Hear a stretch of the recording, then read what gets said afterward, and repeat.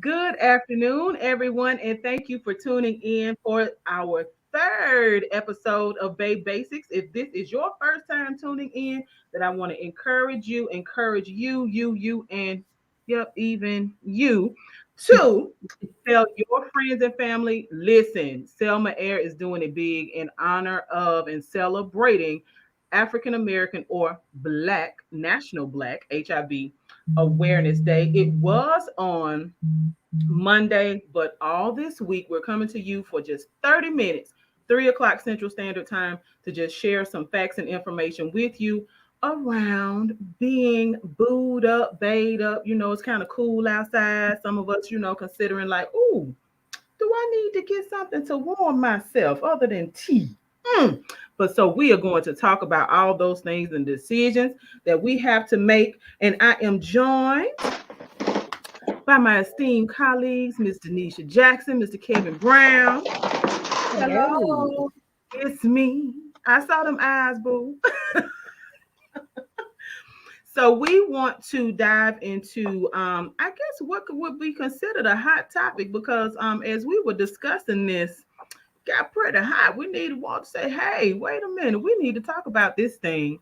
And so, Kevin, what are your thoughts, or have you heard about situations um, where I think it's called poly relationships? Hello, it's me. Can you hear me? Hey Lydia. Hey, Okay. I've finally arrived. I don't know what is going on. Can you guys hear me?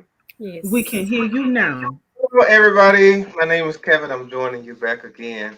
Um I know you asked me about polyamorous, but I want to ask you this question. I want to start off Okay. and hello to you beautiful ladies today. You look so lovely. You're so So happy for yourself. so ladies, here's the myth, and I want you to tell me if it's true or not, okay? Okay. Big shoes mean this is how we're gonna open up today. Let's just let the cat out the bag. Let's just open up the can of worms. All the so we can just put this myth to rest. Okay? Mm-hmm. Big Mm-hmm. shoes mean what? Big shoes. What Yeah, do big that you have to pay more money for your shoes. Basically. Okay. What about you, Denisha? I mean, it had been said big shoes mean big ping ping, but hmm, don't know. Is And I'm there a so glad. study on that? Well, I'm actually glad you said that. According to this study, there's no evidence that links penis size to other physical features, including height, body mass index, or shoe size. Okay. So all you Wow. ladies out there, you can stop looking at, you know, them big feet because that don't mean anything. Okay. Look at the man for who he is. Okay. If you're gonna judge something big, look at the wallet. All right. So That part. let's go into Okay. today with our topic of modern relationships. Okay. Yeah. I have noticed I am probably what generation Z, X, elemental P. I don't know. I think I'm a millennial actually. However, my experience with dating and relationships are totally different from someone from probably a couple decades ago. And what I'm noticing is that more and more Americans, okay, are engaging in poly relationships. So, according to the definition of what polyamory means, it means the practice of or desire for intimate relationships with more than one partner, with the informed consent of all partners involved. So, if there's no consent, you just out there cheating. Okay, let's just put that on record. But it has to be the consent of all partners. So, ladies, how do you feel about this polyamory?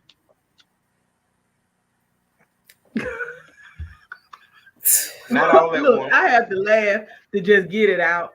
I think that if it works for you, then it Yeah, works for Hmm. you. yeah, And I honestly, like, when I think about the impact that it could have, I almost, because of the HIV education background and talking about, I'm more concerned about people's physical health and making sure that the boundaries are set around what folks can do when they're sexually engaging in relationships. But if it works for you, I mean, because maybe one person cooks real well, the other person cleans house real well, and you know, yeah, if it works, yeah. My concern would be about that as well. Like, how often do you go get tested? Like, right. you know, you jumping from this bed at 9 o'clock and at 10:30 you over there? I mean, like, Okay, so let's dig a little deeper into the poly thing. Four 40% to 5% of Americans, okay, according to a study, I don't know the year, but it's been recent, are Mhm. in polyamorous relationships. So that means that more and more Americans are possibly open to the non-traditional um, dating. Okay, more and more people. Go ahead, Lydia.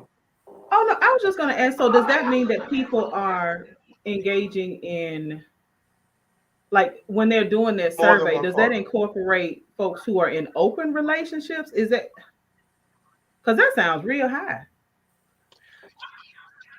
So honestly, I believe that the polyamorous relationships do incorporate some degree of openness as far as open relationships. Okay, because in order to have multiple partners and they're all consenting, obviously you have to have some type of open relationship. Okay, absolutely. so the question is, um, does this does this create a misconstrued idea of what it means to be monogamous nowadays? Because Mm. monogamy is traditionally two people in exclusive relationships. But now you have exclusivity between three people. So does that change the dating world? And how? Um, to I me, think it it's has just to. yeah, it's Oh, like go ahead. to me, it's like a solidified um, way of saying that I'm gonna have my cake and eat it too. Mm. Um, Without the drama, but I just don't understand that how could it not be drama or anyone, that's gonna be feeling like they're not getting the attention that they need, the psychological piece of that, the Mhm. emotional state of mind of dealing with that, like somebody gonna be lacking somewhere. Um, Well, even in a two-person relationship, isn't someone always lacking yeah, somewhere? true. So what changes when you add a third wheel? Your cake and eat it too. That's all it is. That's a solidified way of saying that it's established. We got an agreement that I can do what I want to do. So, Mhm. But if we all three of us, okay, in this throuple, agree that um we're gonna see each other, how would that be having your cake and eat it too if we all have agreed? let's look at it like this. Is it that everyone is getting what they want? What are the stipulations between the relationship? Are is it the threesome, or is it the male just having two women and not being the separation piece? And I think that goes back to our first installment of this series where we talked about establishing boundaries. Hmm. Mhm. And I think in any relationship, whether it's poly or just two people, there needs to be boundaries. So Absolutely. are we going to do you get X person Monday, Tuesday, Wednesday, and I get X person Thursday, Friday, and Saturday, and Sunday we just all get each other? Or are we sleeping in the same bed? You know, I mean, like what are we doing? Too And I much. think that's what the confusion comes in. You're doing Okay. too And much. when you're saying about the confusion, I think a lot of us may even be engaged in polyamorous relationships without consent, right? Mm. When Denisha talked about the having your cake and eat it too, you know, a lot of us, especially when we think about, let's think about men who may have multiple relationships and nobody technically knows about the other person, right? Absolutely. Or men who may have multiple children, in different households. If this man is still moving around in all of these households, that's a polyamorous relationship, um without consent, and more akin to what I've heard folks refer to as a situationship. It's Yeah. not what we see happening on reality television with folks like shows like Sister Wives and finding or seeking sister wife. It's not that, because in those situations, these people are committing. There are obligations in place, right?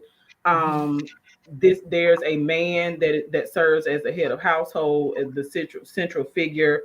And in some countries, it is a woman. So let's be clear: it's not just men who operate like this, but there's the central figure, and then the other partners are obligated to that person, right? So the thing, though, I think that we have to consider is like, what is the again, going back to this safer sexual behaviors. So if we are saying, okay, this is what we are going to do, are we then setting up what you suggested, the boundaries, Kevin, and then what Denisha was talking about? How often are we going to be tested? Are we making sure that the boundaries include that, okay, we are together, not we, and then you can still do what you want to do, but we are together, right? So why do you think more, and I don't even think this is a gender thing, I won't make it a gender thing, but why do you think more people are opting for a poly relationship these days? I think today's society kind of uh, curious, Mhm. uh, like, or want to try. This is the trying age. I'm gonna try it out. Um, Following other people's society, so on social media, Mm. um, you know. So I think it's somewhere down that line. So going back to something Lydia said, have we always been poly in this society, but we have never put a name, an actual label to it? Because as you stated, some people have been in poly relationships for a long time Yeah. and they don't know it. However, they don't, everyone's not consenting to it. But um, I think this poly thing has been around for a very long time, but Mhm. now it's just so it's mainstream. Okay, I'm gonna Mhm. say this, but never in my wildest dreams would I think a woman would have a commercial about a tampon and it'd be okay.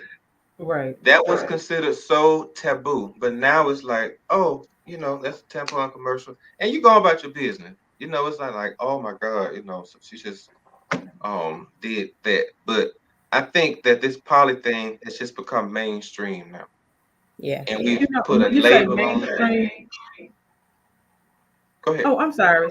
No, but when you said that it has become mainstream, it made me think about there is a reality show, and I heard one of the ladies who's featured on there. She said that her significant other, he invited her to a poly party, right? Which Wow. she described as being something very akin to what folks might have heard about like Plato's retreat in New York City back way back in the day, Mm-hmm. where people are sexually fluid, engaged with people both inside and outside of their, whether it's monogamous relationship or whatever.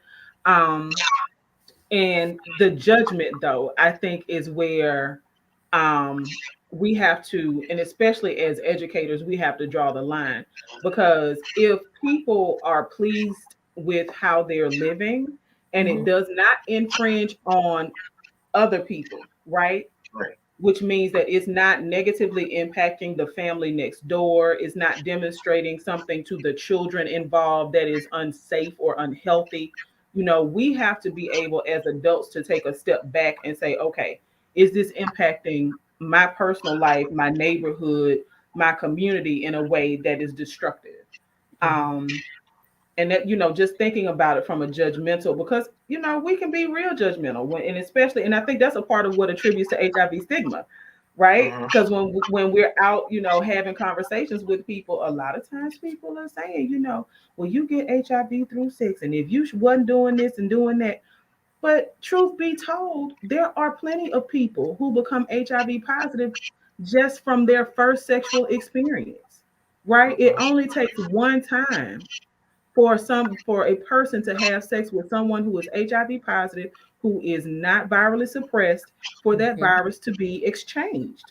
So, the judgment piece of whether it's polyamorous or what, or monogamy with several different people, so We're gonna get into that. polyamorous relationship without consent, or it's just simply situationships, right? We have to be really careful about judging people and what actually qualifies to them as being pleasurable and okay. Absolutely. So let's talk about the situationships. According to Urban Dictionary, I love Urban Dictionary because Yes. you, they just lay it out for you. And according to them, a situationship is a relationship that has no label on it, like a friendship, but more than a friendship, but not quite a friendship. Okay.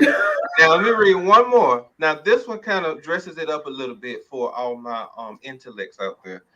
A situationship is a state of mutual exclusiveness or commitment to an individual without the officialness or label. So basically, y'all just out there doing what y'all want to do. Facebook calls it it's complicated. All right. Yes. So um let's talk about the situationships. I personally have experienced a lot of situationships.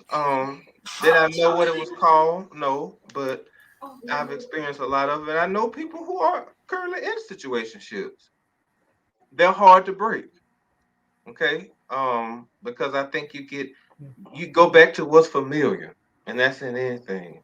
So, Lydia, how do you feel about modern day situationships, and are they the thing of the future?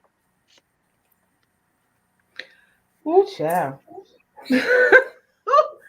It just got hot in here. So situationships, I think, they can be very convenient, right? When it comes to, and when we think about the complications or the compromise that is necessary for a real relationship, like dating with intention to marry, right? That's a relationship that is evolving, and folks are, learning each other, your likes, your dislikes, and being able to compromise, making decisions jointly.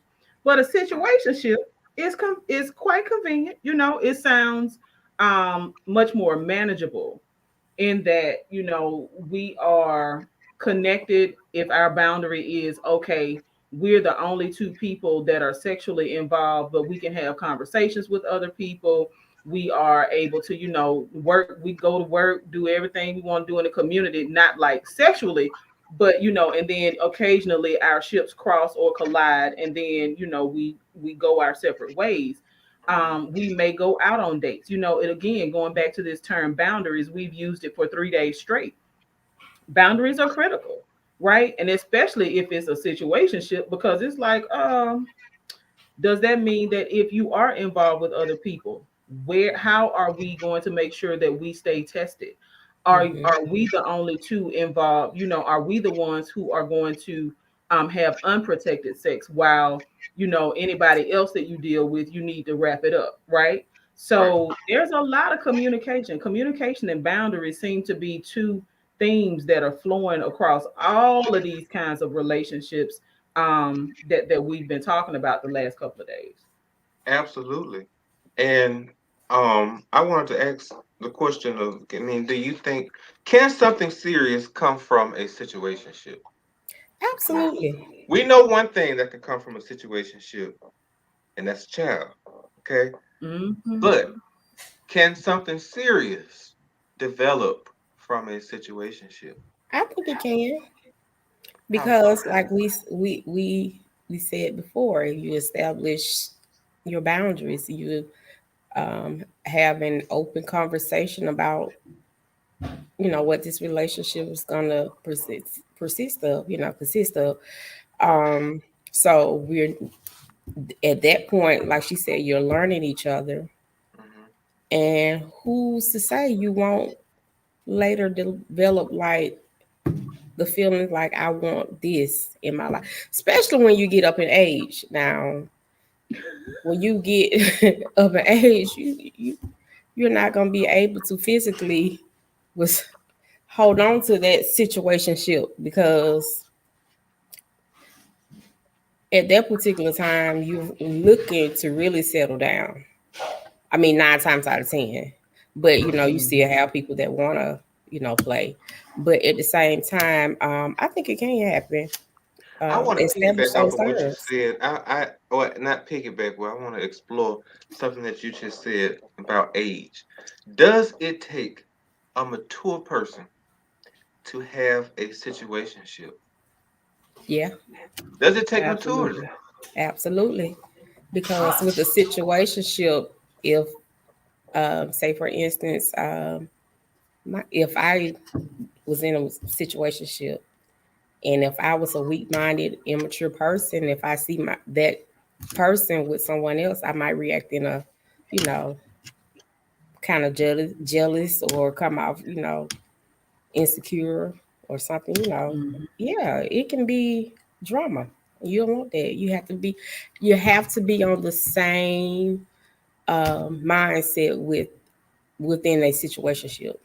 You have to be Okay. like-minded. And Lydia, this question's for you. What Uh-oh. happens in the situationship where we're okay with where we are? However, one person is on this path and the other person is on that one. You're growing and the other person's here. They're at the same place you met them at in your Mm. situationship. At that point, what happens? I mean, it's just a situation, so move on to a different situation. But what if one person doesn't want to end the situationship? They've got complacent and comfortable in the situationship, but you outgrown that And piece. exactly, exactly. And I think at So I that how do point, still you? think, because that happens in like real life, whether it's a situation or in marriage, right? That, you know, um, one person may be growing. And see, that's where, and I've heard it before time and time again, when we are looking for our spouse to Mhm. make or waiting on our spouse, right? hmm Make sure that as we are considering people, that we are not marrying their potential, but marrying their purpose, Mhm. right?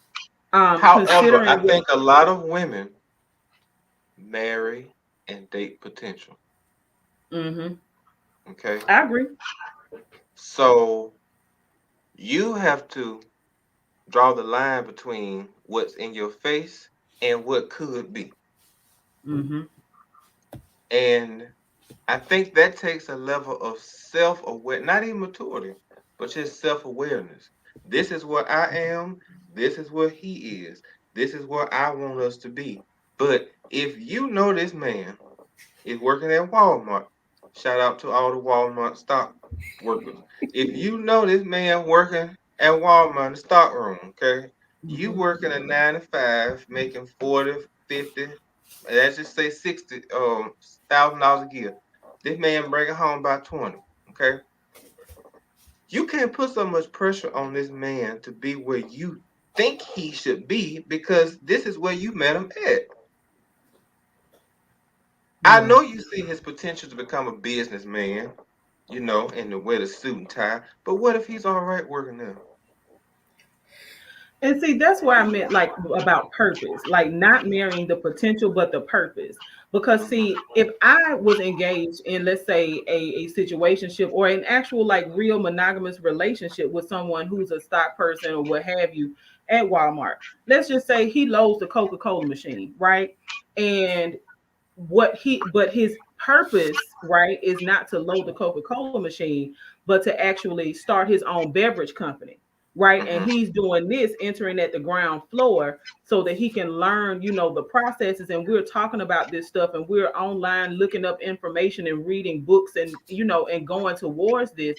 That's a different situation. If this is somebody who's working at Walmart in the stock room and the goal is to become a store manager, right? Or to be a regional manager with Walmart, then your salary is going to, you know what I'm saying? Like it's not, it's and it's this is not potential, it's purpose, right? Hmm. Because if this person is in the stock room to make sure that his bills are being paid and he has some legal income, then thank you. I appreciate you. Now Yeah. let's Yeah. talk about how we can both grow this thing because you told me Yeah. your purpose was to be a leader in the retail industry, right? Hmm. I see in you that you desire to live out that purpose. So let's work on that together, right? I mean that's just my 2 cents on that part. Like the purpose is super important. So what Kevin said is, what if he just decided to just stay at that level? Would you be okay with that? I mean, it's nothing wrong with that. Like you said, he has a legal job. He's bringing Mm. home something, and he's doing something with his life. I mean, the six figures not for everybody. I mean, Right. if the guy is just down to earth, great stand up guy, why not pursue, that relationship? Um, we need to look past the dollars.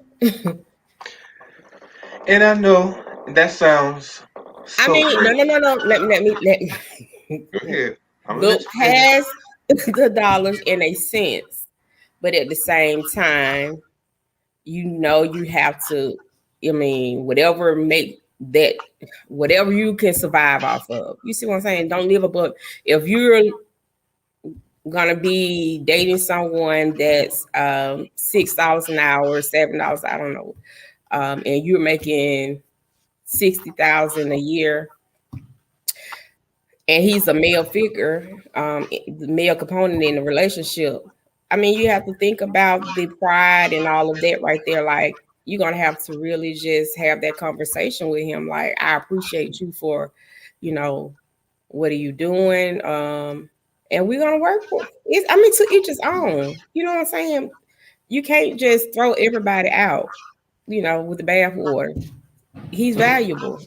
Okay. Everyone is valuable. So you two are professional women, okay? I can't ask anybody else because you're the only ones I see. Um, and do you think that more professional women are choosing to explore their options as far as dating and relationships? Does the professional woman now desire to be married, or does she desire to be happy? The idea is to be married and happy. Yeah. But Can you sometimes, have both? Yeah. yeah, absolutely. I You will should hope have you both. get married. You're happy before you get married. I will hope. So does marriage equal happiness? You should be No. happy before you get married. Okay, okay. You should be happy before you get married. Right. For somebody out there who wants to be married, but they're unhappy, what advice would you give the young lady? get you a. I'm sorry, because I was just gonna say get you a situation with y'all.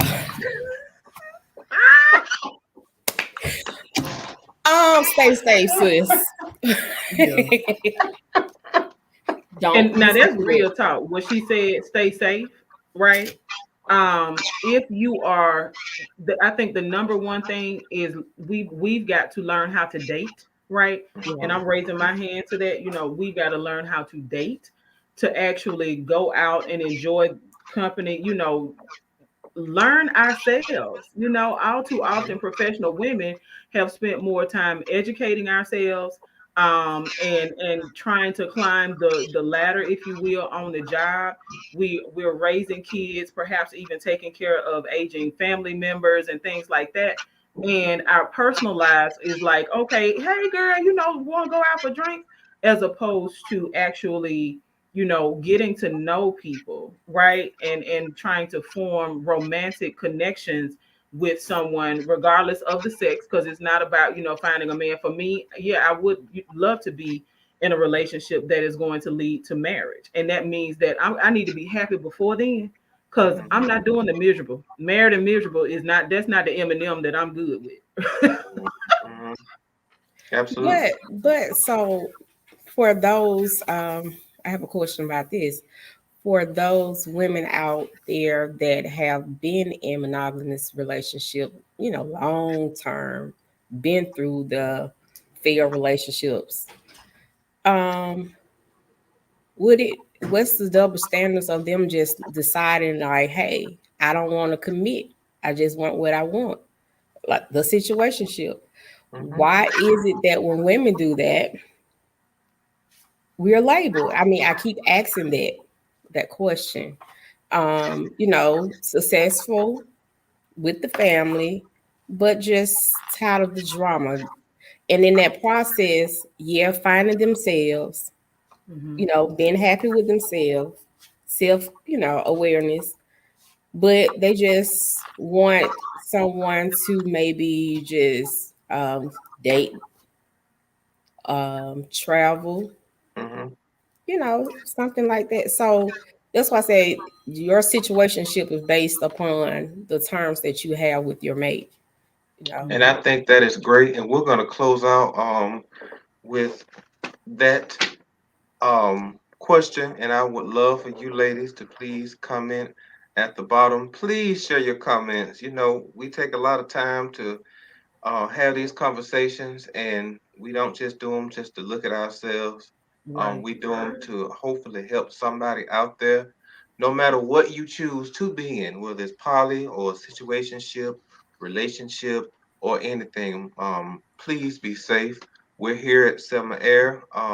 We want you guys to come see us. Um, just be drop by, seen. say hi, and always get tested. Know your status. And we thank you guys for our third installment this week. And please, again, like and share our video and our page. And I want to leave you with this, okay? Loving you is free, but to lose yourself is way more costly. Thank you so much for having me. Wow. That's That's good fine. there. See y'all tomorrow. Bye bye.